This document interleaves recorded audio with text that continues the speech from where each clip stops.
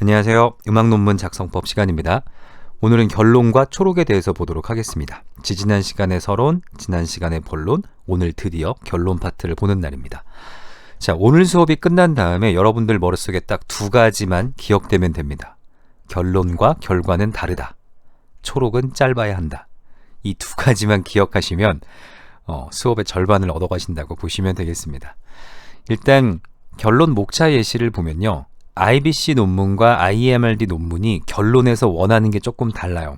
그래서 IBC 논문은 단순하게 conclusion이라고 말하는 결론으로 이어져 있지만 IMRD 논문, Introduction, Method, Result, Discussion 같은 경우는 디스커션 부분이 결론에 해당합니다. 이 디스커션, 논의예요. 그래서 결론 및 제언, 결론 및 논의 아니면 논의라고만 밝혀놓습니다. 이건 뒤에서 조금 더 자세히 말씀드릴게요. 결론은 결과와 제언으로 이루어진 곳이에요. 그래서 구조는 논문 요약으로 시작해서 논문에서 얻어진 결과를 정리하고 그 결과를 바탕으로 한 결론과 논의, 그리고 후속 연구를 위한 제언점, 클로징으로 끝나시면 됩니다. 대략 필요한 내용들은 이래요. 일단 들어가는 글이 필요하겠죠. 그래서 보통이 들어가는 글을 본 논문은 어떠어떠한 연구를 했다라는 요약으로 시작합니다. 물론 이 요약도 앞부분에 있는 내용들의 중복이기 때문에 지도교수님이 원하지 않는다. 얼마든지 뺄 수 있는 부분입니다. 요약 다음엔 뭐가 필요하냐? 결론이 당연히 필요하겠죠. 그런데 이 결론이 뭘로 이루어지느냐? 결과와 논의로 이루어져요. 그래서 결과는 무엇을 발견했는가? 위의 요약이 무엇을 연구했는가이면 결과는 무엇을 발견했는가? 그리고 이 결과와 함께 서술돼야 되는 게 결론, 내 생각은 어떠한가? 이고 그 다음으로 등장하면 너무 좋은데 안 등장한다고 누가 꼭 뭐라고 하지 않는, IBC 논문에서 꼭 뭐라고 하지 않는 게 있다면 타 연구들은 어떤 얘기를 하는가? 내가 이걸 발견했고 내 생각은 이런데 그 생각에 누구도 동의한다. 물론 이 세 박자가 다 이루어지는 게 좋은 결론이에요. 그런데 IMRD 논문은 아예 그냥 디스커션이라고 밝혀놓습니다. 내가 무슨 생각을 하는가는 중요하지 않아요. 타인들이 어떤 얘기를 하고 있는가를 밝혀주는 게 IMRD에서는 훨씬 중요하고요. IBC 논문은 기본적으로 문헌 연구를 기반으로 하기 때문에 네가 그렇게 많은 선행 연구를 봤으면 너의 생각은 어떠한가를 밝혀놓는 게 훨씬 IBC 논문에서는 중요하다고 생각하시면 됩니다. 그리고 끝맺음금, 클로징 멘트가 필요해요. 이러이러한 얘기를 한다. 끝 하고 논문 끝나버리면 뭔가 좀 아쉽겠죠. 그래서 클로징 멘트가 필요한데 그 클로징에 본 연구가 이런 걸 했는데 의의는 무엇인가? 독자가 이 논문을 어떤 방식으로 활용하고 어떻게 느껴졌으면 좋겠는가? 그리고 내 연구가 다루지는 못했지만 이걸 further study라고 합니다. 재연점이에요. 후속 연구가 진행된다면 내 연구의 한계를 극복해서 이러한 것들을 해줬으면, 그리고 앞으로도 이러한 지속적인 연구가 이루어졌으면 하는 바람을 담은 부분이 재연입니다. 결론의 구조는 이래요. 요약, 결과, 결론, 논의, 의의, 재연. 물론 여기 있는 내용들이 다 필요한 건 아닙니다. 가장 필요한 건 뭐죠? 결론만 있으면 돼요. 왜? 이 챕터는 결론이니까. 그런데 이 결론을 효과적으로 얘기하기 위해선 이런 구조들이 필요한 겁니다. 하나씩 더 자세하게 보죠. 일단 요약 부분이에요. 무엇을 연구했는가죠. 그래서 결론 이렇게 시작하게 되면 본 연구에서는 중등 예비음악 교사의 타전공 음악 분야에 대한 교수 내용 지식의 수준과 교수 불안의 정도를 조사하고 인구학적 특성, 이러이러한 것에 따른 차이를 살펴보았으며 타전공 음악 분야에 대한 교수 내용 지식과 교수 불안 간의 상관관계를 분석하였다. 말 그대로 연구가 뭘 했는지 요약하고 있죠. 여기에 어떤 조사 방법을 썼고 몇 명을 조사했고 어떤 방식으로 통계를 냈고 어떤 방식으로 해석했는가는 안 나타나 있어요. 그게 나타나는 부분은 연구 방법 부분입니다. 그러니까 이 요약 부분은 너무 디테일할 필요 없어요. 너무 디테일해지면 오히려 중복이 됩니다. 그러니까 간략하게 한 4-5줄 정도로 본 연구가 어떤 걸 진행했는지 임팩트 있게 보여주시면 돼요. 그리고 여기 있는 내용 잘 갖다 쓰시면 초록에 쓰실 수 있습니다. 다른 예제를 보면 지금까지 슈만의 바이올린 협주곡 탄생 배경과 역사적 수용 과정, 그리고 이 곡의 예술적 가치에 대해 연구 고찰하였다. 슈만의 거의 마지막 작품을 할 수 있는 이 협주곡은 블라블라블라에 의해 작곡되었다. 이 곡은 정신적으로 피폐했지만 창작력 그 어느 때보다 왕성했던 슈만 말년의 독자적인 예술성이 집약된 작품이다.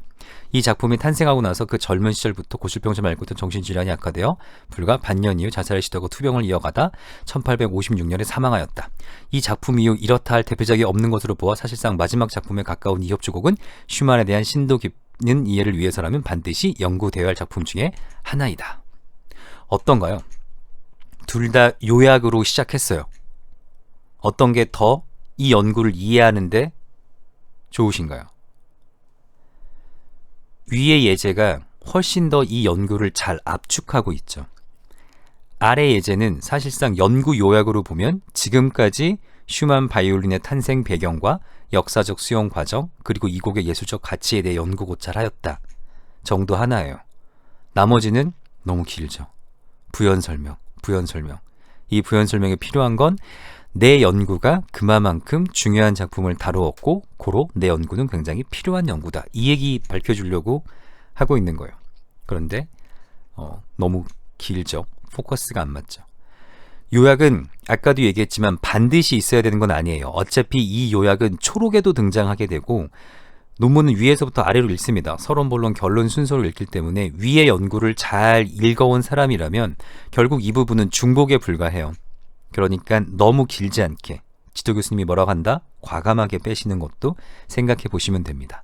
어쨌든 결론을 들어갈 때 문을 여는 들어가는 글이라고 생각하시면 돼요. 다음으로는 가장 중요한 결과입니다. 결과와 결론은 달라요.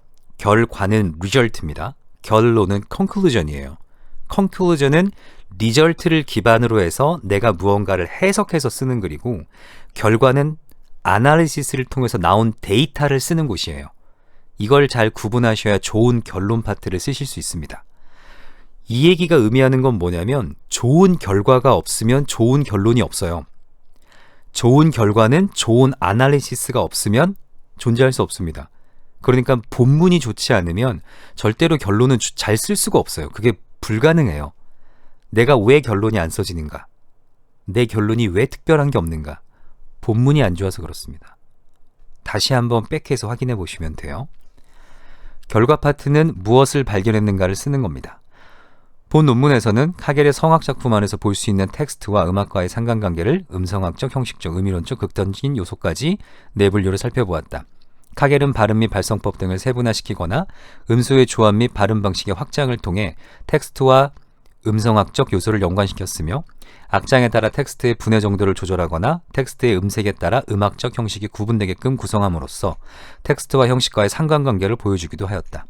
또한 의미론적 주제와 전혀 상관없는 텍스트들로 재조합하고 이러한 방법을 통해 작품의 주제까지 설정하기도 하면서 텍스트에서 부수적이고 가려져야 한다고 여기는 부분을 오히려 부각시키며 색다른 결과물을 보여주기도 했다. 그리고 몸을 통하여 내는 소리나 기존 극음악을 응용, 그리고 연기 동작과의 결합이라는 방법을 통해 텍스트를 극적 요소와 적극적으로 연관시킴으로써 감상자로 하여금 연주 또는 행위에서 과정과 상황으로의 집중도를 극대화시켰다. 카겔의 음악을 분석해 보니까 이런 내용들이 나왔다. 이게 결과예요. 발음 및 발성법 등 세분화, 음소의 조합 및 발음 방식의 확장, 이런 컨텐츠가 나왔다라는 거예요. 아래에 있는 박스는 제가 이 친구를 조금 더 논문 문체로 바꾼 박스입니다. 좋은 글이에요. 좋은 컨텐츠를 담고 있어요. 그런데 컨텐츠가 좋으면 그걸 표현하는 방식도 좋아야 돼요. 논문의 문체는 짧고 간결합니다.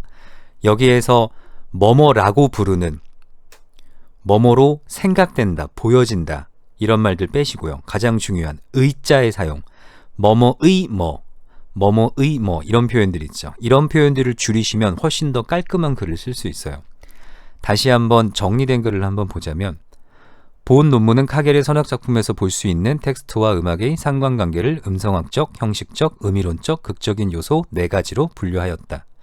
카겔은 발음 및 발성법 등의 세분화, 음소의 조합 및 발음 방식의 확장을 통한 텍스트와 음성학적 요소 연관, 악장에 따른 텍스트 분해 조절, 텍스트 음색에 따른 음악적 형식 구분 등을 통해 텍스트와 형식의 상관관계를 보여준다. 또한 의미론적 주제와 전혀 상관없는 텍스트들로 재조합하고 이러한 방법을 통해 작품 주제까지 설정하며 텍스트에서 부수적인 부분을 오히려 부각시키며 색다른 결과물을 보여준다. 몸으로 내는 소리나 기존 극음악의 응용, 그리고 연기 동작과의 결합 등을 통해 텍스트를 극적 요소와 연관시키고 감상자의 집중도를 연주 행위에서 과정과 상황으로 극대화시킨다. 위의 글과 아래 글 컨텐츠는 똑같아요. 근데 일단 줄 수만 봐도 7줄에서 6줄로 바뀌고 중간중간 말들이 좀씩 더 짧아지는 걸 느낄 수 있죠. 그래서 글은 반복적으로 읽으면서 읽었을 때 부드럽게 흘러가는가, 반복적으로 등장하는 단어는 없는가, 너무 중복되는 단어는 없는가, 특히 의자의 사용이 많지 않은가. 예를 들어 카겔의 성악작품에서 볼 수 있는 텍스트와 음악의 상관관계를 나중 되면 이런 것도 되게 신경 쓰여요. 그러면 텍스트와 음악 상관관계 이렇게 바꿔도 한국어는 말이 좀 통해요. 그래서 생각보다 많이 의자를 빼셔도 됩니다. 그래야지 읽는 사람이 글을 읽을 때 피곤하지 않아요. 자, 어쨌든 이 결과 부분에서 볼 수 있는 건 컨텐츠라는 거예요. 음악적 형식 구분, 의미론적 주제와 상관없는 텍스트들의 재조합, 이를 통한 작품 주제 설정, 텍스트에서 부수적인 부분을 오히려 부각시키는, 몸으로 내는 소리나 기존 극음악을 응용하는 이런 것들을 내가 발견했다. 이게 결과입니다. 분석 잘했으니까 이런 결과들이 나올 수 있겠죠. 그런데 이런 결과들만 써놓으면 이건 반쪽짜리 결론이에요. 아날리시스를 통해서 나온 결과들은 어떻게 보면 데이터입니다. 예를 들면 이런 얘기를 해보죠. 한 달에 월급 받는 금액과 행복의 상관관계를 연구한 논문이 있다고 해봐요. 그 연구를 통해서 일정한 표본을 모아서 100만 원 버는 사람, 200만 원 버는 사람, 300만 원 버는 사람한테 모아 그 설문지를 돌려서 행복도를 측정했어요. 그랬더니 400만 원은 예를 들어 50점이고 300만 원이 70점이고 200만 원이 30점이더라. 그래서 가장 행복한 건 300만 원으로 나타났다. 여기까지는 결과예요. 그러면 결론이 있어야겠죠. 왜 400만 원이 가장 행복하지 않고 300만 원이 가장 행복한가? 물론 양적 연구는 왜라는 요소가 없습니다. 숫자에는 왜가 없어요. 그냥 그렇게 나온 거예요. 그렇기 때문에 그게 결과예요. 그러니까 결과에서 끝나면 안 되겠죠. 연구자의 해석, 익스플러네이션이 필요합니다. 왜 400만 원보다 300만 원이 높게 나왔는가? 왜 200만 원보다 300만 원이 높게 나왔는가? 대체 그 이유는 무엇인가? 이거 제가 가상으로 만든 거예요. 어디에 그런 연구 결과가 있는 거 아닙니다. 그런 해석이 필요한 거예요. 그게 지금 이 파트입니다. 결과만 보여준 거예요. 내가 뭘 찾았다. 내가 찾은 데이터는 이러하다. 그럼 얘를 결론으로 이어야겠죠. 자, 그래서 결과와 결론의 차이를 보여드리도록 하겠습니다. 이건 아바타 음악 연구인 박사 논문에서 발췌해 온 거고요. 결과는 어떠한 거냐? 결과는 이렇습니다. 아바타는 영상적 진보와 함께 음악 작업 영역도 진일보한 스케일을 보여준다. 노테이션 프로그램과 레코딩 시퀀스를 서로 공유하며 의사소통 방식을 바꾸었고 새로운 사운드 창출과 실험적 음색을 사용으로 이전엔 볼 수 없었던 음향을 만들어냈다. 이러한 작업들은 영상 기법의 새로운 장을 연 아바타와 완벽하게 조화를 이룬다. 서로 상충하는 두 세계와 그 안의 사람과 접촉을 표현하려 했던 작곡가는 먼저 두 세계의 대립을 표현하기 위해 두 종족의 시공간적 배경부터 존재하는 모든 것들을 대조적으로 배치시킨다. 영화 음악은 신비롭고 토속적 색채로 표현되고 가상세계와 오케스트라 가능성을 극대화시킨 완성도로 현실을 표현한다. 영화 음악은 신비롭고 토속적인 색채로 표현되는 가상세계와 오케스트라 가능성을 극대화시킨 완성도로 현실을 표현한다. 가상세계는 예로, 현실은 예로라는 뜻이죠. 뭔가 있어 보이죠. 하지만 결과예요. 데이터예요. 내가 이 아바타를 분석했더니 사람과 접촉을 표현하려고 했던 작곡가가 두 세계의 대립을 표현하기 위해 시공간적 배경부터 모든 것을 대조적으로 배치시킨다. 이건 결과예요. 데이터예요. 결론이 될 수 없어요.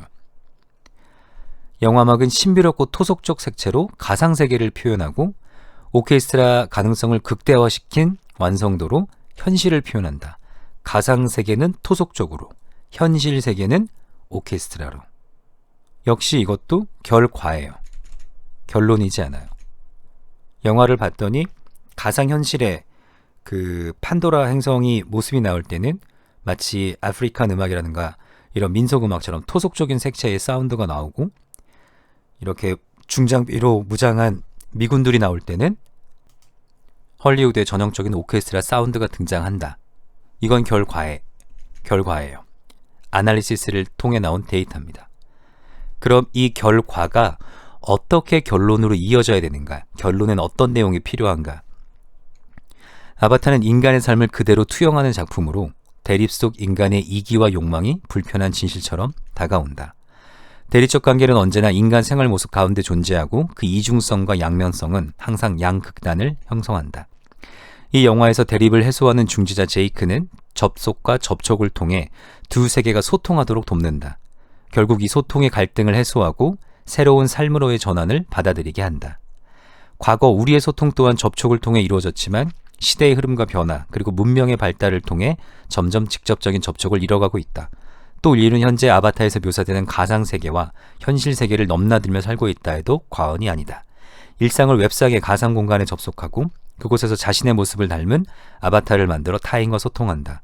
이렇게 문명이 발달될수록 소통은 더욱 편리해지지만 영화 속 나비족이 소유한 사해인류의 소통은 영원히 잃어버린 건지도 모른다.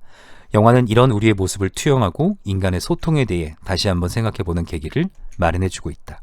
이게 결론입니다. 물론 약간 더 조심스럽게 써야 되는 면이 없지 않아 있을 수 있겠지만 결론이 필요한 내용은 이거예요. 결과는 내가 무엇을 발견했는가, 나옵니다. 하지만 결론은 그것들을 기반으로 내가 이 연구를 통해 어떠한 아이디어를 찾아내게 됐는가. explanation. 그래서 이 대립이 의미하는 건, 이 소통과 접속이 의미하는 건 무엇인가, 내 관점은 무엇인가가 바로 결론이에요.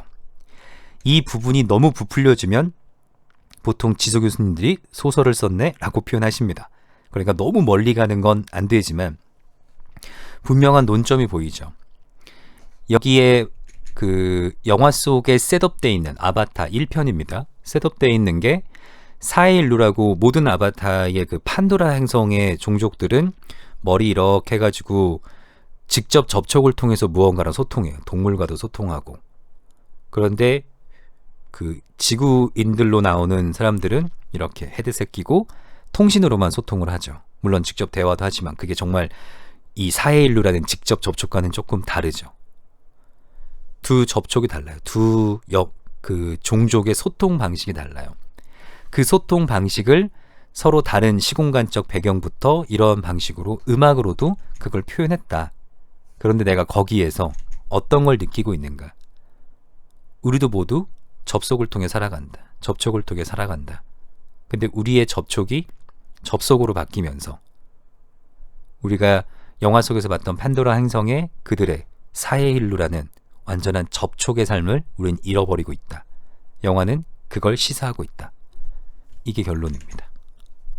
너무 멀리 가면 소설이 되지만 결과를 바탕으로 얘를 잘 버무리시면 내가 이 음악에서 뭘 발견했는가, 이 영화 음악 혹은 이 소나타, 이 심포니에서 어떤 걸 또 찾아냈는가, 이런 것들을 결론 부분에 잘 쓰실 수 있어요. 만약에 슈만의 소나타 연구를 하셨다. 슈만 소나타 1악장이 소나타 폼이고 2악장이 3부 형식이고 3악장이 론도 폼으로 끝나더라. 이건 결과예요. 그런 것들을 봤을 때 슈만이 다분히 보수주의자였구나. 다분히 고전주의적 형식미를 가져가는구나. 그래서 슈만은 블라블라블라블라한 고전주의적인 어떤 독일의 전통을 따르고 있다. 사용되어 있는 화성들, 무슨 화성이 나오고 무슨 화성이 나오고 무슨 화성으로 어떻게 전초되고, 이게 결과라면 결론 부분에는 그러한 화성들은 슈만의 낭만주의적인 화성의 사용을 보여주고, 그와 더불어 어떤 브람스의 화성과의 연관성 혹은 쇼팽 화성과의 연관성, 이런 것들을 통해 그만의 독자적인 화성을 구축해 가고 있다. 이런 식으로 결론 부분을 계속 뽑아내야 돼요. 자, 결론이 어떤 내용으로 결과와 차이를 나는지는 아마 여기서 조금 더 보실 수 있었을 거라고 생각합니다. 결론이 끝나면 사실 여기에서 끝나도 돼요. 왜? 결론 끝났으니까. 하지만 논문은 구조입니다. 그 다음에 의 부분이 필요한데 의 쓰기 너무 어려워요. 연구에서도 연구 목적 및 의 쓰라고 하죠. 결론에서도 이 논문에 의 쓰라고 합니다. 그러면 잘 안 되면 항상 논문이라는 건 교육적, 학술적, 예술적, 사회적 이런 의의들을 필요로 해요. 그렇지 않고 이 논문이 그냥 내 취미생활이다. 그걸 쓸 수는 없잖아요. 우리가 논문 목적 쓸 때 왜 논문의 목적을 쓰는 게 어려운가? 우리의 목적은 졸업이거든요. 학교에서 시키니까 하는 건데 이걸 가지고 엄청난 의의를 쓰라고 하니까 굉장히들 힘들어하세요. 그럴 때 이 생각 해보시면 됩니다. 의의는 교육적, 학술적, 예술적, 사회적, 과학적 어떤 측면이든 뭔가 도움되는 걸 찾으시면 돼요. 억지로라도. 자, 본 논문에서 논의된 작곡가 이신호의 작품 세계, 텍스트와 음악의 연관성을 중심으로 실행한 코랄 판타지에 대한 실증 분석과 이를 바탕으로 도출한 작품의 특징 및 의미는 앞으로 이 작품을 연주하고 감상하는 데 있어 작품 해석을 위한 하나의 근거를 제공할 수 있을 것이다. 뭔가 교육적, 예술적. 나아가 이는 향후 이신호의 다른 작품을 이해하고 해석하는 데도 하나의 이정표가 될 수 있을 것이다. 오케이, 교육적. 연주자로서 동시대를 살아가는 작곡가의 작품에 대한 학술적 접근을 시도하는 것은 중요하다. 특히 한국의 연주자가 한국의 현대 작곡가의 작품을 연주하고 연구하는 것은 한국 현대 음악계의 발전에 이바지할 수 있는 의미 있는 일이다. 학술적. 최근 코랄 판타지는 유럽과 미국의 주요 현장에서 연주되며 국제적 관심을 받고 있다. 해외에서 주목하는 한국 현대 작품을 국내의 연주자와 음악학자가 심도 있게 연구한다면 한국 현대 음악의 국제적인 위상 역시 높아지려고 본다. 본 논문이 코랄 판타지와 이신호 작품의 후속 연구에 조금이나마 도움이 되길 바란다. 학술적. 어떤 얘기를 원하는지 알겠죠? 얘가 잘 쓰여지면 얘로 클로징, 도움이 되길 바란다로 논문 마치시면 됩니다. 그런데 그렇게 끝나기 또 아쉽다 라고 했을 때 재현점이 필요해요. 사실 의의보다 재현점을 먼저 쓰시는 게 좋긴 합니다. 그러니까 위에 있으라는 얘기가 아니라 더 먼저 써놓으시면 훨씬 더 편해요. 재현은 further study라고 해요. 그래서 외국에서 논문을 쓸 때는 further study가 아예 그냥 이렇게 딱 레이블링이 됩니다. further study, 재현점이에요. 이 재현점은 후속 연구에 주는 재현 및 조언이에요. 클로징 부분에 들어가는. 실증 연구를 통해서 예를 들어 현재 비대면 수업의 현황과 재현점이라고 할 때 그 재현과는 좀 다릅니다. 그 재현점은 내가 이러한 것들을 재현한다. 첫 번째, 어떠어떠한 걸 해야 되며 두 번째, 어떠어떠한 걸 갖춰야 되며 이 재현점 자체가 결론이 되는 논문은 재현점을 훨씬 더 길고 더 먼저 써야겠죠. 근데 여기에 재현점은 further study예요. 후속 연구해 주는 팁. 이 정도입니다. 마지막으로 앞으로 과제에 대하여 언급하면서 논문을 마치도록 하겠다. 사실 이렇게까지 시작하실 필요는 없고요. 네. 필자의 연구가 국내 및 국외에서 입수할 수 있는 하모니 음악에 대한 출판 블라블라 작성되었지만 하모니 음악에 대한 자료는 상당히 빈약한 편이다. 특히 악보의 경우 그렇다. 본 논문에서 언급되었듯 하모니 음악이 악보 중에 유실될 것이 많고 악보들도 유럽 주요 도서관, 궁정, 문서보관소 등에 보관만 되어 있는 상태로 연구가 되지 않는 것이 주요 이유다. 현재 현대악보로 편집되어 제시된 하모니 음악의 악보들은 본문에서 언급한 블라블라블라 같은 하모니 음악 전문 학자들에 의해 간헐적으로 제시된 것들이 거의 대부분이며 이들이 제시한 악보 역시 방대한 하모니 음악의 악보들 중 극히 일부분만을 편집해서 제시했다는 점에 한계를 갖는다. 나는 못했다. 그러니 너희가 해라. 이런 관점입니다. 따라서 하모니 음악에 대한 심도 깊은 연구를 위해서는 하모니 음악의 필사본들에 대한 연구 및 현대 악보로의 편집 등의 작업이 이루어져야 할 것이며 이를 위해 유럽의 주요 도서관이나 문서보관소 등을 대상으로 정밀한 문헌학적 작업이 필요할 것이다. 그리고 현대 악보로의 편집 작업을 바탕으로 개별 작품에 대한 분석 등 역시 차후에 연구해야 할 과제일 것이다. 어떤 얘기인지 알겠죠? 재현점, further study는 나는 못했다. 그러니 너희가 해라. 이 관점이에요. 우리가 논문을 쓰는 관점은 뭐죠?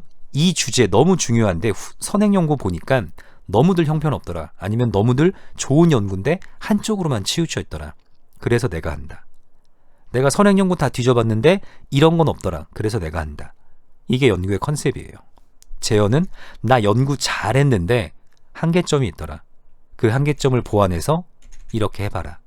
아니면 본 연구는 어떠한 거에 집중하기 위해서 이 부분만 다뤘는데 후속 연구는 이 부분을 다뤄봐라.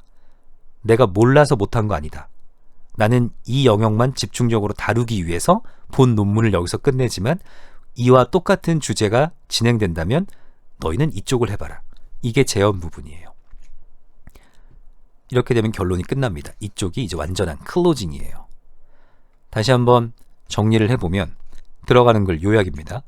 그리고 나서 본 논문이 무엇을 발견했는가 결과, 그 결과를 바탕으로 한 결론, 그 결론을 누군가 동의하는가, 선행 연구들 혹은 최근 연구들은 뭐라고 얘기하고 있는가, 이렇게 열심히 한 연구 의의는 무엇인가, 한계점은 무엇이고 재현점은 무엇인가. 이게 결론의 구조입니다. 결론을 다 쓰시고 나면 이제 뭐 써야 되죠? 연구 개요, 초록 써야 되죠. 단 한 줄입니다. 초록은 짧아야 한다. 이게 무슨 얘기냐면 초록을 대부분 길게 쓰세요. 그래서 제가 초록 영문 번역도 하고 있는데 받아보면 두세 페이지가 기본이에요. 사실 중복되는 말 빼고 초록에 필요 없는 부분 빼면 한 페이지를 넘는 경우가 거의 없어요. 그래서 제가 영문 초록을 번역해드릴 때는 A4용지 반 페이지 정도로 축소해드립니다. 그걸 좋아하시는 분도 있고 싫어하시는 분도 있어요. 우리 지도 교수님이 초록 짧다고 하시는데요. 초록은 짧아야 돼요. 초록은 짧은 부분입니다. abstract이라고 부릅니다. 초록, 논문의 전체 내용을 간략하게 요약한 것. 다시 한번 논문 구조를 보죠. 서론에서는 앞으로 논문에서 뭐 할지를 얘기해요. 본문에서는 지금 내가 뭘 발견하는지를 얘기해요. 결론에서는 내가 뭘 발견했고 그걸 어떻게 생각하는지를 얘기해요. 초록은 내 연구가 전체적으로 어떻게 흘러가고 있는가, 그러니까 정확히 말하면 흘러갔는가죠. 연구를 다 한 다음에야 당연히 초록을 쓸 수 있을 테니까. 그래서 뭐로 가도 서울만 가면 된다고, 저 논문 잘 못 쓰겠어요, 정말 안 돼요 라고 하면 제가 초록부터 써보라고 하는 경우도 있어요. 어떤 논문을 쓰고 싶은지 한번 요약해보라고. 그런데 어쨌든 연구가 다 끝나야 내가 어떤 연구를 했는지 추격할 수 있겠죠. 논문 전체 내용을 간략하게 요약합니다. 너무 길게 서술하지 말 것, 너무 구체적인 정보는 불필요합니다. 자, 초록에 대한 설명을 잠깐 드려보면, abstract은 제목 다음으로 많이 읽히는 부분으로 일반 독자가 연구의 내용을 파악하는 데 기본이 되는 부분이며 편집장이 심사자를 선택하는 데 참고로 하는 부분이기도 하다. 이건 뭐냐면 학술지에 논문 보냈을 때 초록 딱 읽고 이거 이 사람이 심사하면 잘할 수 있겠군 이라고 참고하는 부분이란 얘기예요. 제목과 마찬가지로 짧고 이해하기 쉬워야 하며 정보를 제공할 수 있어야 하며 흥미로워야 한다. 짧고 쉽고 정보는 담겨있되 흥미로워야 한다.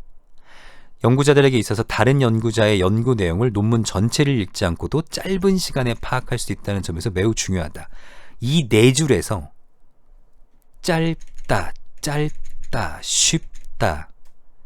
초록이 어때야 되는지 알겠죠? 여러분들의 초록이 짧다라고 교수님이 말씀하시는 건 정말 초록의 길이가 짧은 게 아니라 초록의 내용만 보고 논문이 파악되지 않으니까 더 써봐라고 말씀하시는 거예요.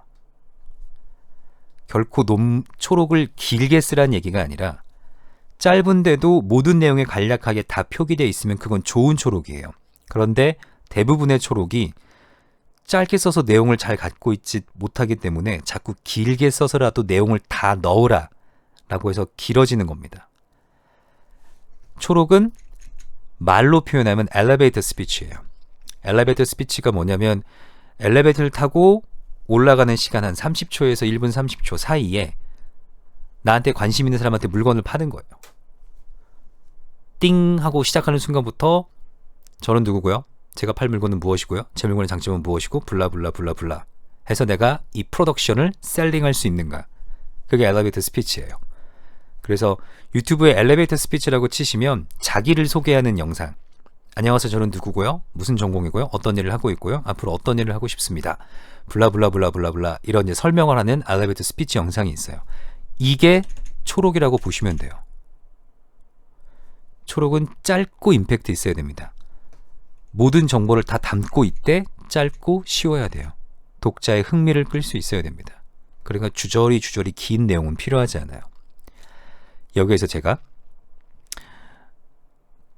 2개의 박사 논문 초록을 가져와 봤습니다.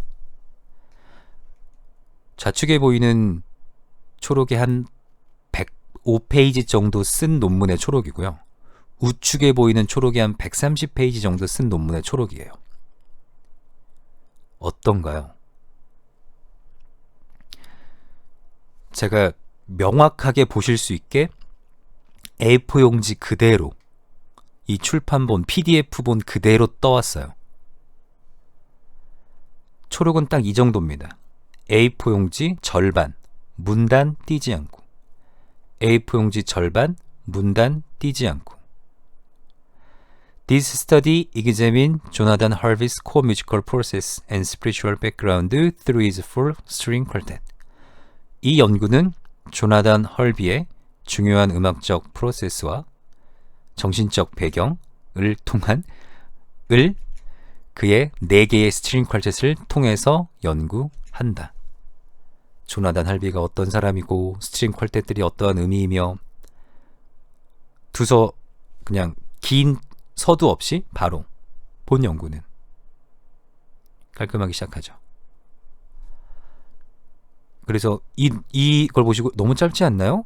이 논문 실패한 논문 아니에요? 라고 생각하실 수 있겠지만 이 논문이 일리노이 대학을 졸업하고 프린스턴 된 교수가 된 한국인 박사생이 쓴 논문이에요. 굉장히 잘된 논문으로 박수받았던 논문입니다. 그러니까 믿으셔도 돼요. 초록은 A4 용지 반 페이지면 충분합니다. 여러분들의 초록이 어디에 담기냐면 리스에서 바흐의 솔로 바이올린 소나타에 대한 논문을 하나 클릭했다라고 하면 여기에 뜨는 게 초록이에요. 이거 보고 이 논문이 어떤 내용이네? 나 이거 다운받아야지 라고 결정하는 겁니다. 혹은 이렇게 올라온 논문이니까 이 심사면 A 선생님한테 맡겨야겠다. 이거 결정하는 거예요. 독자들이 이거 봤을 때 바흐의 이 곡은 콘티뉴어 성부가 없다는 점에서 바흐 시대에 흔히 향유되었던 작품, 장르의 작품이었다. 여기에 더해 바흐가 다성정적계 대입법적 전개의 지속이 어려운 바이올린을 솔로 악기로 취하여 무반주 음악을 계획하고 완성하고 그렇게 완성된 작품이 오늘날까지 역사의 기념빈 작품을 인정받을 사실은 경이롭기까지 하다. 그러나 바흐가 베토벤과 달리 혁신적이거나 개혁적인 작곡가가 아니었다는 점을 직시한다면 이 곡은 역사적 전범을 찾아보려는 시도를 피하기 어렵다. 그의 바이올린 솔로 소나타의 2악장의 푸가가 빠른 푸가 악장의 다음 도이는 빠른 악보적인 부흥동이 다른 교회 소나타의 춤곡 악장에 위치하는 독특한 악장 구성 및 배열은 더욱 그러한 시도를 깨하게 한다. 그리하여 본 논문은 이제 나오죠. 본 논문은 바흐의 교회 소나타와 그 후가 악장들에 주목하며 작품집의 형식적, 구조적 전범으로 코렐리의 바흐와 바이올린과 비올론의 혹은 챔버레린 소나타를 연준 테크닉적 전범으로 비버의 바이올린 소나타를 분석 및 고찰해본 결과 다음과 같은 결론에 이른다. 네, 제가 무슨 얘기 하려는지 알겠죠? 네, 이렇게 쓰시면 누구도 알아보지 못합니다. 초록은 짧고 간결해요. 이거는 본문에 있었어도 읽기 어려운 문체죠. 너무 중구난방으로 되어 있습니다. 명심하세요. 초록은 짧고 가장 논리적이고 명확해야 되는 부분입니다. 그래서 신경 써서 조금만 더 쓰시면 여러분들의 마지막 논문의 완성도가 높아져요. 그래서 결론을 잘 쓰신 다음에 초록 부분을 임팩트 있게 쓰시면 여러분들 논문이 마무리가 될 겁니다. 자, 오늘 내용을 다시 한번 정리하죠. 오늘은 결론과 초록이에요. 딱 2개의 기억할 점만 드립니다. 결론과 결과는 다르다. 결론은 conclusion, 결과는 result입니다. 초록은 짧아야 한다. 이 2가지만 기억하시면 오늘 수업 다 들으신 거예요. 자, 이걸로 논문 서론, 본론, 결론에 대한 이제 구조와 들어가야 되는 내용들에 대해서는 다 말씀드렸고요. 차후에 수업이 계속 진행된다면 좀 더 세부적으로 어떻게 문장들을 만들 수 있고 인용을 할 수 있고 또 제가 티칭하면서 경험했던 것들을 계속 나눠드리도록 하겠습니다. 자, 오늘 수업 여기까지 하겠습니다. 수고하셨습니다.